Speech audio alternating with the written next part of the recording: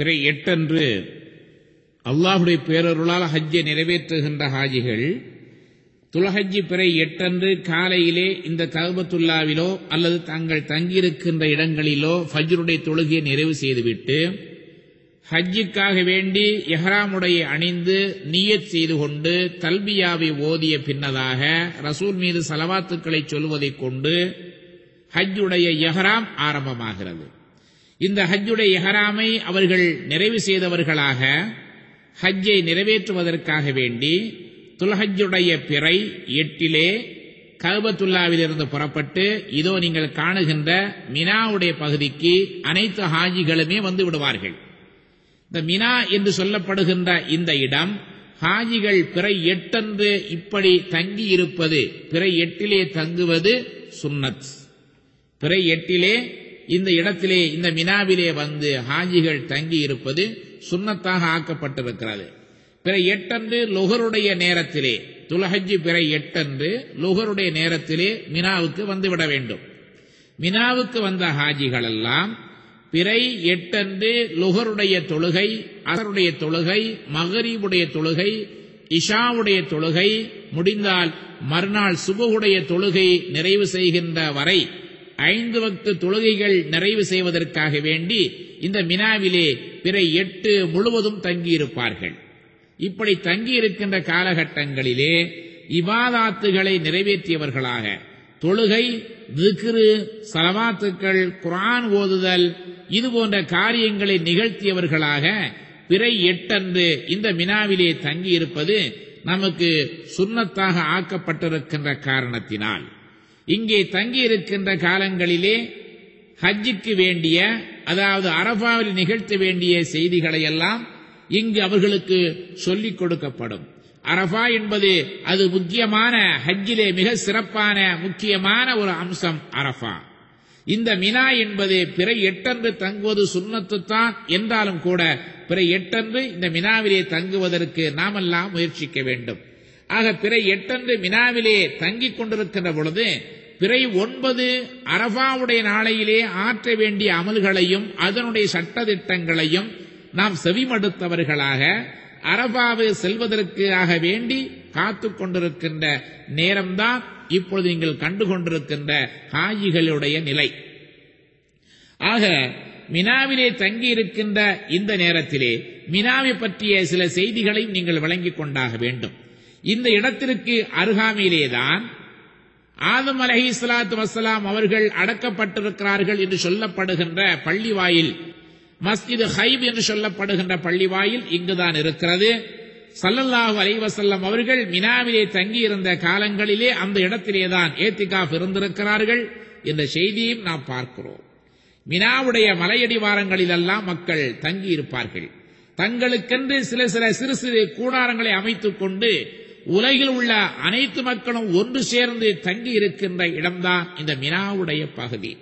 நாளை காலையிலே அல் ஹஜ் என்று சொல்லப்படுவதெல்லாம் அரஃபாதான் என்று சொல்லுகின்ற நிலையில் அரஃபாவுடைய அந்த நேரத்தை எதிர்பார்த்தவர்களாக மினாவிலே தங்கியிருக்கின்ற ஹாஜிகள் அன்றைய இரவு முழுக்க இறைவனை வணங்கியவர்களாக மறுநாள் காலையில் ஹஜ்ஜுடைய சிறப்புமிக்க இடமான அரஃபாவிற்கு நாம் செல்லுகிறோம் என்ற நிலையை மனதிலே எண்ணியவர்களாக தங்களுடைய கூடாரங்களிலே தங்கியிருந்து இரவை வணக்கத்தின்பால் கழித்துக் கொண்டிருக்கின்ற நிலையை நாம் காணுவோம்.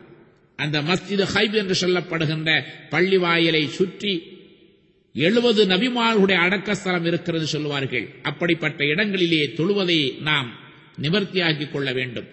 அங்கிருந்து புறப்பட்ட மக்கள் இப்பொழுது அரஃபாவை நோக்கி வருகிறார்கள்.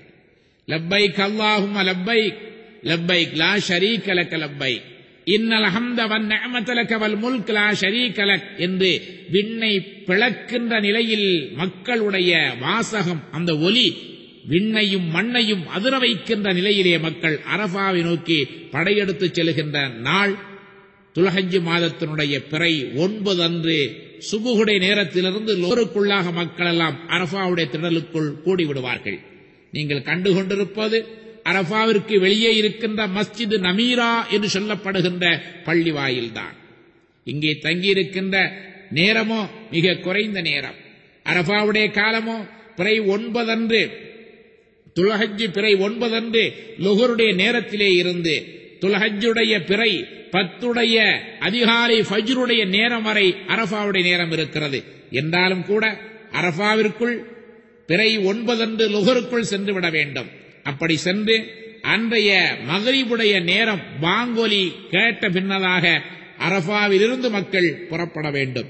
அதுவரை அரஃபாவிலே தங்கியிருந்து இறைவனை வணங்குவதும் துஆ செய்வதும் குர்ஆன் ஓதுவதும் ஸலவாத்துக்கள் ஓதுவதும் எந்த ஒரு வினாடியையும் கூட வீணாக்காமல் இபாதத்திலே கழித்திட வேண்டும் என்று நம்முடைய முன்னோர்கள் ஏன் எம்பெருமான் ஸல்லல்லாஹு அலைஹி வஸல்லமுக்கு கற்றுத் தந்திருக்கிறார்கள். ரசூலுல்லாஹி ஸல்லல்லாஹு அலைஹி வஸல்லம் அவர்களுடைய ஒரே ஹஜ் என்று சொல்லப்படுகிற ஹஜ்ஜுல் விதா என்று சொல்லப்படுகின்ற அந்த கடைசி ஹஜ்ஜும் ஆரம்ப ஹஜ்ஜும் அதுதான்.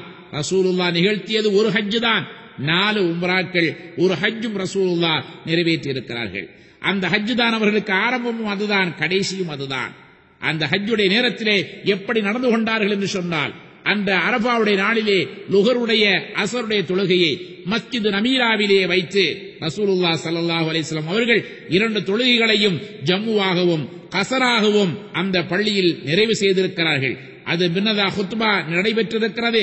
அதன் பின்னர் ரசூலுல்லாஹ் ஸல்லல்லாஹு அலைஹி வஸல்லம் அவர்கள் அங்கிருந்து புறப்பட்டு ஜபல் ரஹ்மத் என்று சொல்லப்படுகின்ற ஆதம் அலைஹிஸ்ஸலாமுடைய மலை என்று சொல்லுவார்களே, அந்த இடத்திலே வந்து ரசூலுல்லாஹ் கஸ்வா என்று சொல்லுகின்ற தங்களுடைய ஒட்டகையின் மீது அமர்ந்தவர்களாக மக்ரிபுடைய நேரம் வரை மக்களுக்கு அறப்போதம் செய்து கொண்டிருந்தார்கள், துஆ செய்து கொண்டிருந்தார்கள், தல்பியா ஓதிக் கொண்டிருந்தார்கள், மக்களுக்கு தங்களுடைய செய்திகளை அறிவித்துக் கொண்டிருந்தார்கள். அன்றைய அரஃபாவுடைய நாள், அன்றைய மக்ரிபுடைய நேரம் வருகின்ற வரை அங்கே ரசூலுல்லாஹ் ஸல்லல்லாஹு அலைஹி வஸல்லம் அவர்கள் ஜபல் ரஹ்மத் என்று சொல்லப்படுகின்ற மலையடிவாரத்திலே இருந்து இபாதத்துகள் நிகழ்த்தி கொண்டிருந்தார்கள் என்று நமக்கு ஷரீஅத் சொல்லி காட்டுகிறது.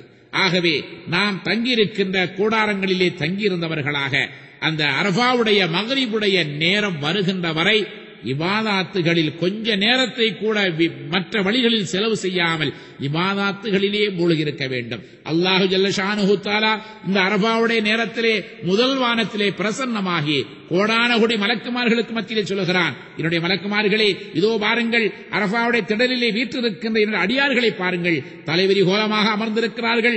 நாளை மஹ்ஷர் மைதானத்தில் எப்படி இருப்பார்களோ அப்படி அமர்ந்து அவர்கள் என்னிடத்திலே கரம் ஏந்தியவர்களாக, என்னிடத்திலே பாவ மன்னிப்பு கேட்டு அழுதவர்களாக, தொழுதவர்களாக, ஸலவாத்துக்கள் மொழிந்தவர்களாக, திக்ர்கள் செய்தவர்களாக என்னிடத்தில் கரமேந்தி கொண்டிருக்கிறார்கள். வானவர்களே, நீங்கள் சாட்சியாக இருங்கள். அரஃபாவுடைய மண்ணிலிருந்து இவர்கள் புறப்படுவதற்கு முன்னதாக இவருடைய பாவங்களை எல்லாம் நான் மன்னிப்பதற்கு நீங்களே சாட்சி என்று அல்லாஹ் ஜல்ல ஷானுஹு தஆலா வானவரை சாட்சியாக வைத்து நம்முடைய பாவங்களை மன்னிக்கிறான்.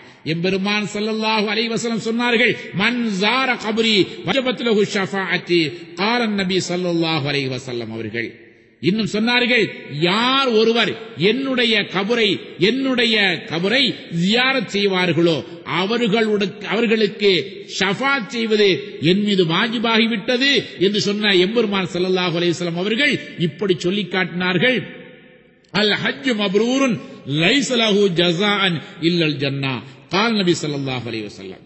ஒப்புக்கொள்ளப்பட்ட ஹஜ்ஜுக்குரிய கூலி என்ன தெரியுமா? சுவனம்தான் என்று சொன்னார்கள். ஒப்புக்கொள்ளப்பட்டு விட்டால், நம்முடைய ஹஜ் ஒப்புக்கொள்ளப்பட்டு விட்டால் அதற்குரிய கூலி சொர்க்கம்தான். அப்படி என்று சொன்னால் ஹஜ்ஜுக்கு சென்று திரும்பியவர்கள் சொர்க்கவாதிகள் தான், எந்த சந்தேகமும் இல்லை. ஆனால் ஒப்புக்கொள்ளப்படத்தக்கதாக நம்முடைய ஹஜ் இருக்க வேண்டும். ஒப்புக்கொள்ளப்பட வேண்டுமானால் அந்த அரஃபாவுடைய நேரத்திலே என்ன செய்ய வேண்டும்? அருமை பெரியோர்களே, அரஃபாவுடைய நேரத்திலே நுழைந்ததிலிருந்து வெளியாவது வரை அங்கு குர்ஆனை ஓதிக்கொண்டிருக்க வேண்டும். 100 முறை குர்ஆனுடைய ஆயத்துக்களை ஓதியவர்களாக, எம்பெருமான் ஸல்லல்லாஹு அலைஹி வஸல்லம் அவர்கள் மீது ஸலவாத் சொல்லியவர்களாக, ஸல்லல்லாஹு அலைஹி வஸல்லம் அவருடைய வழிபாடுகளை, செயல்முறைகளை மனதிலே கொண்டவர்களாக அங்கே அமர்ந்திருக்கின்ற அந்த நேரத்திலே அருமை பெரியோர்களே, இஹ்லாஸ் என்று சொல்லப்படுகின்ற சூராவை 100 முறை, குல் ஹுவல்லாஹு அஹத் அல்லாஹு ஸமத் லம் யலித் வலம் யூலத் வலம் யக்குல் லஹு குஃபுவன் அஹத் என்று சொல்லுகின்ற சூராவை 100 முறை ஓதுவது. 3வது கலிமா சுப்ஹானல்லாஹ் வல்ஹம்துலில்லாஹ் வலா இலாஹா இல்லல்லாஹு வல்லாஹு அக்பர் வலா ஹவ்ல வலா குவத்த இல்லா பில்லாஹில் அலிய்யில் அஸீம் என்ற கலிமாவை 100 முறை ஓதுவது. லா இலாஹ இல்லல்லாஹு வஹ்தஹு லா ஷரீக லஹு லஹுல் முல்கு வ லஹுல் ஹம்து யுஹ்யி வ யுமீத்து வ ஹுவ அலா குல்லி ஷைஇன் கதீர் என்று சொல்லுகின்ற கலிமாவை 100 முறை ஓதுவது. அல்லாஹும்ம ஸல்லி அலா முஹம்மத் வ அலா ஆலி முஹம்மத் கமா ஸல்லைத அலா இப்ராஹீம் வ அலா ஆலி இப்ராஹீம் இன்னக ஹமீதுன் மஜீத். அல்லாஹும்ம பாரிக் அலா முஹம்மத் வ அலா ஆலி முஹம்மத் கமா பாரக்த அலா இப்ராஹீம் வ அலா ஆலி இப்ராஹீம் இன்னக ஹமீதுன் மஜீத் என்ற ஸலவாத்தை 100 முறை ஓதுவது. இப்படியாக அன்றைய மக்ரிபுடைய பாங்கோலி கிடைக்கின்ற வரை துஆ செய்வதிலும், குர்ஆன் ஓதுவதிலும், தௌபா செய்வதிலும், இஸ்திக்பார் செய்வதிலும் ஈடுபட்டுக் கொண்டிருக்க வேண்டும்.